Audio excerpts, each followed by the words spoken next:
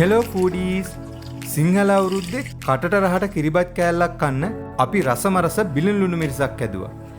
මේක දකුණු පළාතේ අය අතරේ හරිම ජනප්‍රිය කෑමක්. මේ ලුණු මිරිසේ රස රහස තියෙන්නේ පදම් කරගත්ත බිලින් වලින්. බිලින් ටික කපලා ලුණු ටිකක් දාලා අවුවේ හොඳට වේල ගන්න ඕනේ. පදමට වේලුනාම තමයි නියම රස එන්නේ.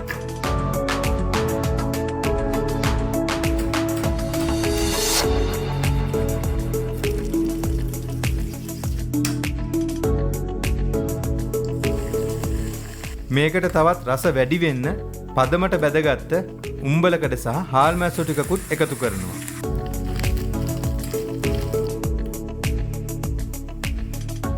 වේලගත්ත බිලින් ටිකට අවශ්‍ය ප්‍රමාණයට ලුණු කුඩු, කහ කුඩු, අබ කුඩු, ගම්මිරිස් කුඩු දාලා පදමට තෙලේ බැද ගන්නවා.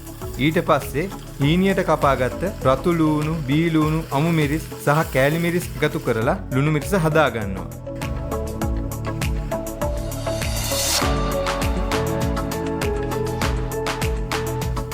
මෙන්න මේ වගේ රසට හදාගත්ත බිලින් ලුණු මිරිසක් එක්ක කිරිබත් කෑල්ලක් කනවා කියන්නේ ඉතින් වෙනම ගැම්මක්.